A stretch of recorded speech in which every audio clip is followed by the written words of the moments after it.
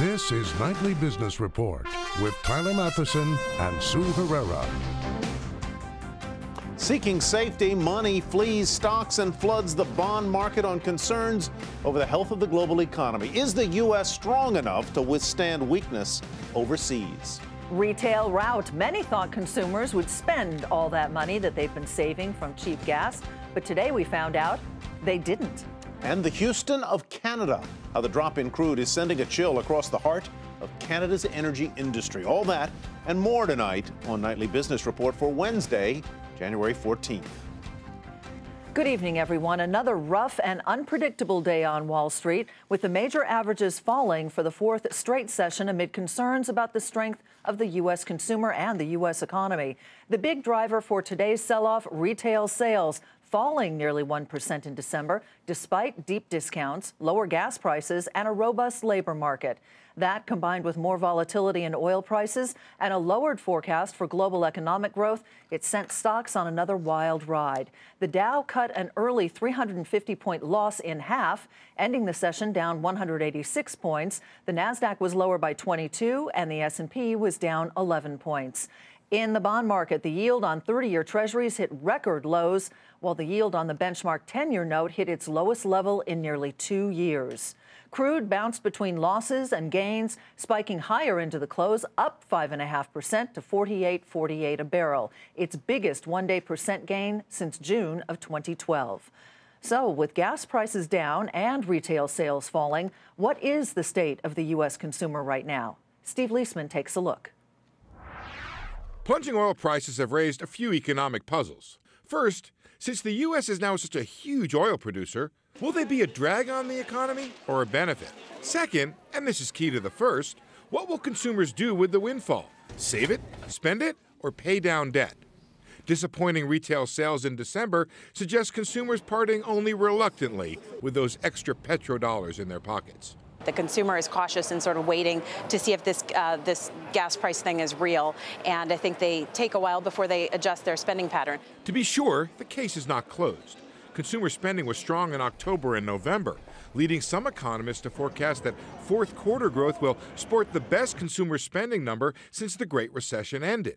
The December data may yet be revised, and just because consumers took a break doesn't mean that the oil windfall won't find its way into mall cash registers in January and beyond. I think it's a blip in an otherwise strong trend for the consumer, because look at the consumer backdrop. Healthy job growth, increase in disposable income, savings from the drop in gasoline prices, lower interest rates, wealth appreciation, and consumer sentiment is improving. Now let's go back to the first question. Is the plunge in oil good or bad for the U.S. economy?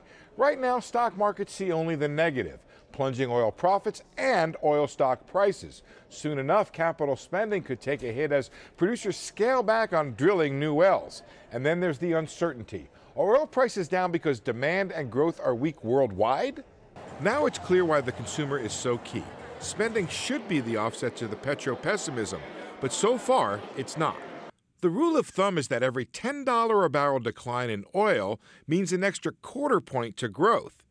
But right now, the rule is being challenged, as are the optimists, who see lower oil prices as a positive for the U.S. economy, but are still waiting for proof. For Nightly Business Report, I'm Steve Leisman. We are 2 weeks away now from the Federal Reserve's first policy-setting meeting of the new year, and today, the Fed is out with its latest Beige Book survey of economic conditions around the nation. Page Turner. Businesses report modest to moderate growth across all 12 central bank regions, helped by strong auto sales, a pickup in tourism, and increased manufacturing. But that big drop in oil prices starting to impact Texas, says the Fed, and other energy-producing regions. Another factor weighing on the markets today, global growth concerns. Here to talk about this and what it means for investors is John Cannelly. He's the Chief Economic Strategist at LPL Financial. Welcome, John. Nice to have you here. Good to be here. Tell me what this market is telling you about global growth, or perhaps the lack of it. There's a lot of fear of deflation out there lately. Yeah, there is, and the ECB is working on that. They got that ruling today from the European Court of Justice that will allow them to do the sovereign quantitative easing next Thursday. So that's a plus for global growth. But there's other concerns as well. Will the quantitative easing that Japan's been doing for the last year, will that start to work? Will China finally come out and say that they aren't going to grow at 7% next year, they're going to grow at 6.5%, but will they do some other kind of fiscal and monetary stimulus on top of that? And then taking it back to the U.S. here, the weak retail sales data this morning kind of was the clincher that said, man, if the U.S. consumer isn't growing, then the U.S. economy isn't growing, and then maybe we do have a global growth scare. So I think all that weighed on the market early, but as you mentioned, later in the day, the Beige Book came around, which is a much larger view of the U.S. economy, and that pretty much said things were okay, not great, but we're still sort of in a muddle through phase here as we wait for some of these big events to unfold, John, the DCB, China, things like that. John, we spend a tremendous amount of time asking our guests, how low will oil go? Tonight, the question is, how low will bond yields go? The 30-year bond yield now at the lowest on record, 10 years at 1.8% or thereabouts. What are they saying? What is the danger signal here, if any, and what should investors do if they own bonds? Yeah, that's the thing. I mean, is the bond market sending a signal because yields are at all-time lows? I think if you were getting other signals from the economy, so in other words, if consumer confidence was falling sharply instead of rising, if auto sales were at a 10-year low instead of a 10-year high, that would be a concern. If you've seen things like retail sales, the weekly retail sales we get, if we get that and that was weak, that would be a signal that the bond market is telling you something. What we're seeing, though, is the opposite. It's sort of the opposite of what happened in 2008. In 2008, we saw a big drop in bond yields, and it was a global growth signal. Today, it's probably a signal of global deflation, disinflation, rather than global growth. And I think there's some things in train that are going to help that, but it may be a couple weeks, a couple of months before markets are convinced that it's going to work. So, John, what I think I hear you saying is that the U.S. is the strongest around the globe right now, but is it strong enough to survive a global either disinflation or deflationary cycle? Yeah, I think it's important to remember that U.S. GDP is not S&P. So S&P 500 profits, about 30 to 40% of those profits are derived from overseas. So the stock market, financial markets are going to get a lot more volatile around a global growth scare.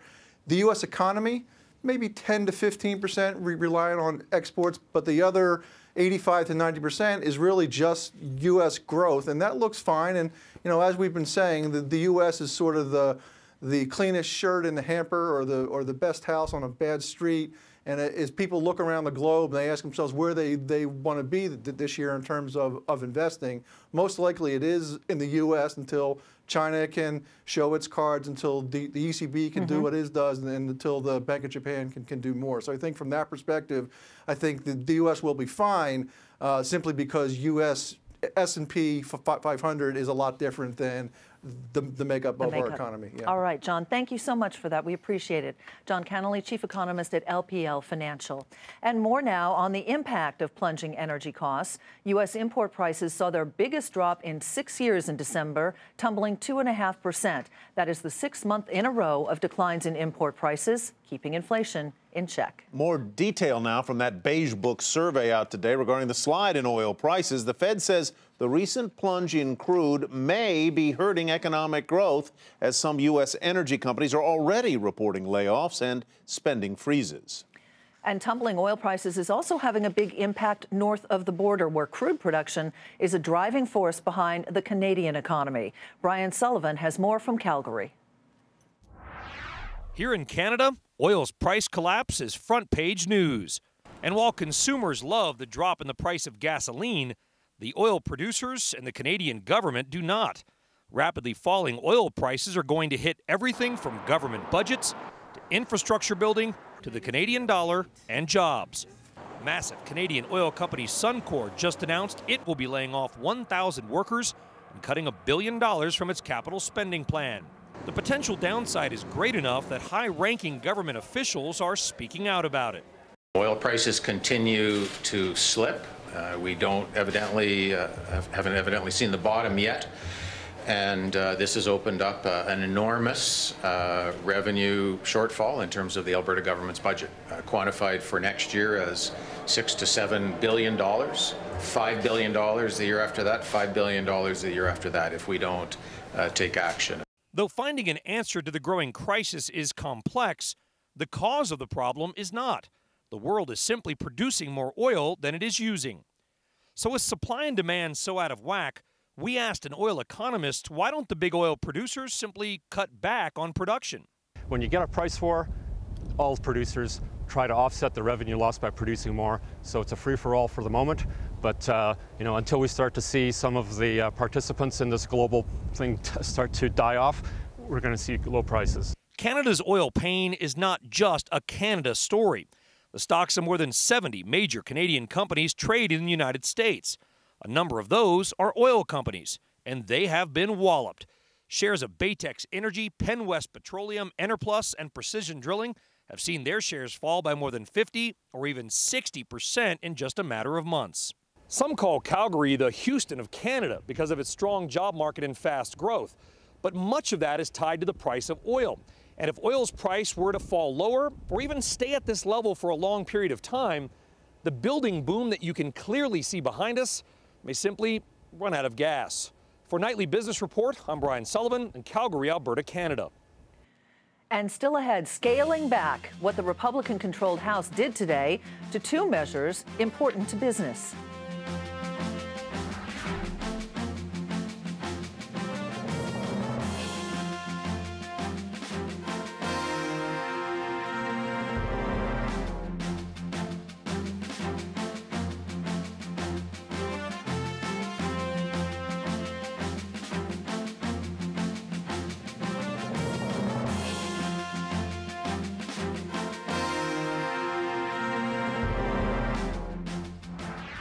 It was not a good day at J.P. Morgan Chase. The nation's biggest bank reported a 7% drop in earnings last quarter, getting slammed by $1 billion in legal costs and a decline in trading revenue. Shares fell 3.5% today, weighing heavily on the entire financial sector. Things were a little bit better at Wells Fargo, the nation's biggest mortgage lender. Net income rose to more than $5 billion. Thanks to higher revenue from loan interest payments. But Chief Financial Officer John Shrewsbury says that growth is not just from home loans. Loan growth for Wells Fargo in the fourth quarter, annualized, third to fourth quarter, grew at 13%, which is as strong as it's been in some time. So some of that's in mortgages, it's in autos, it's in credit cards, it's in all categories of commercial and industrial lending. Despite that, unlike a lot of other financials today, shares of Wells Fargo closed lower. They were down more than 1%. Mortgage applications took a big leap last week, the biggest weekly jump, in fact, in 6 years, thanks to near record low interest rates. Diana Olick has the story from Washington. Mortgage applications spiked 49% last week, and that was with an adjustment for the New Year's holiday. A sharp drop in interest rates combined with new reduced costs for FHA and Fannie Mae loans were behind the move. Break it out, refis were the big driver, up 66% week to week to the highest level since July of 2013. Jumbo refis quadrupled. Of course, they're more sensitive to interest rates. Applications for a loan to purchase a home up 24% from the previous week. They're also up 2% from a year ago, and that's the first time in over a year that they've been higher annually. All this as the average contract rate on the 30-year fixed conforming loan dropped to 3.89%. That is the lowest level since May of 2013. Adding to the momentum, Fannie Mae's new 3% down payment loan and an announcement last week by FHA that it would cut annual insurance premiums by 0.5%.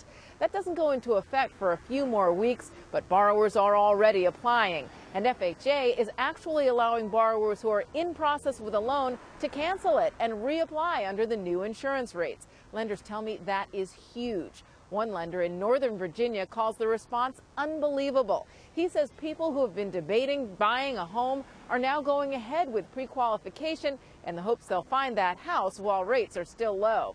It all bodes well for the spring housing market, with one caveat.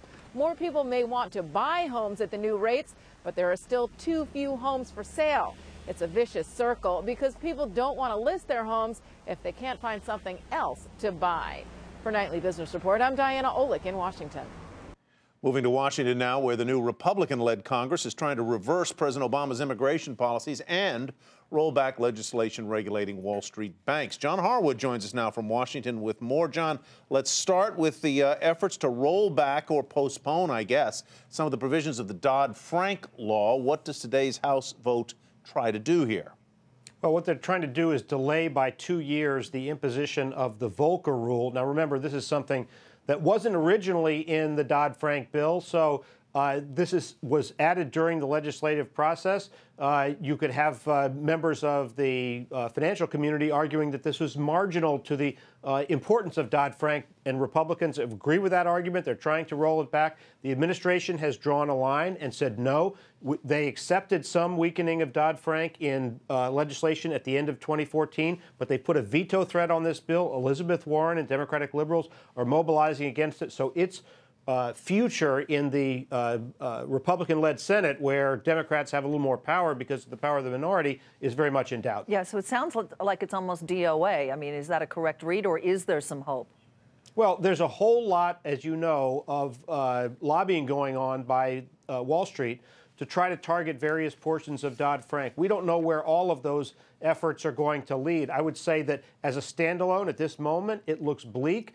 But you could have some back and forth as various other pieces of legislation, including tax reform, get debated. All right, so now let's move on to that other key vote here, a House vote that ties the funding of the Homeland Security Department to undoing elements of the president's late last year executive order on immigration. Does this have any chance of passing in the Senate, most especially? More definitively, I would say it does not. Harry Reid, in fact, the Senate Democratic leader, put out a statement after the House passed this bill saying, you might as well forget it. This has no chance of clearing the Senate of the United States.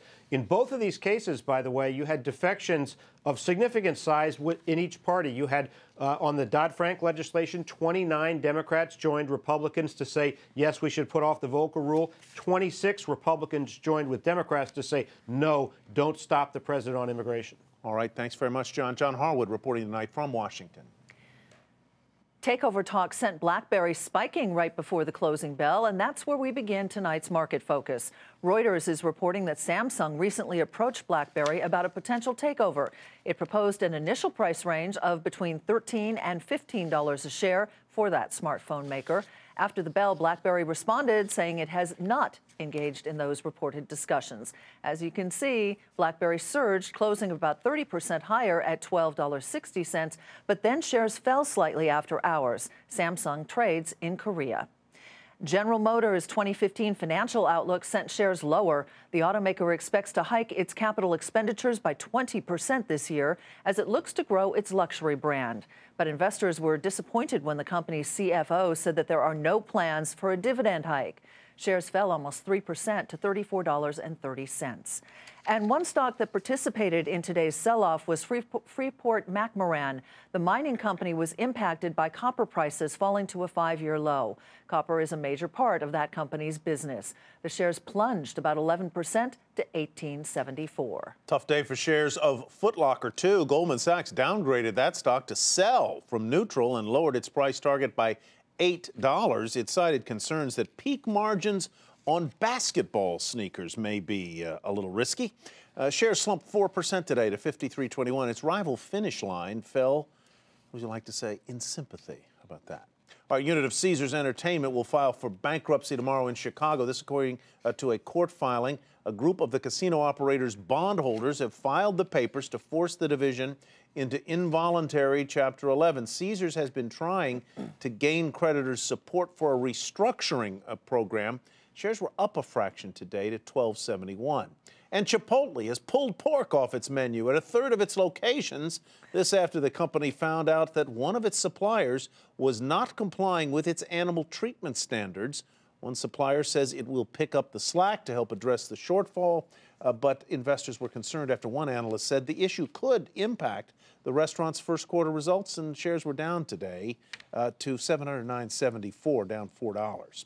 Adobe saw its shares spike right after the close. This as the software company announced a new $2 billion stock buyback program. The new purchase plan will extend through 2017, and shares initially rose after hours. Before the close, though, the stock was down slightly at $69.99.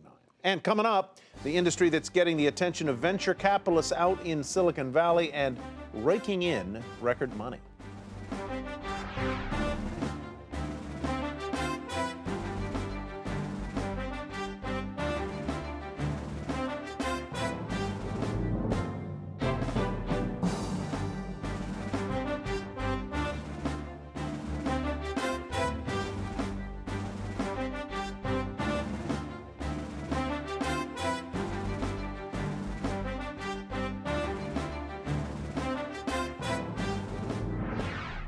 If you're expecting to get a tax refund this year, be prepared to wait a little longer to get it. Because of budget cuts, the IRS says that people who file paper tax returns may have to wait an extra week or longer to get that refund. The commissioner also said the IRS has that any returns with errors will also face delays, and fewer calls to the agency's helpline will go unanswered. On the other hand, those budget cuts may mean fewer audits as well. Etsy is going public, and it plans to raise $300 million. The Brooklyn-based seller of handmade crafts and hipster clothing, this is so not me, reportedly plans to have an initial public offering as soon as this quarter. Well, Ty, if vintage clothing and crafts are not your thing, another place you may consider putting your money right now is healthcare startups, which are attracting a lot of interest from some big tech investors. Josh Lipton has more.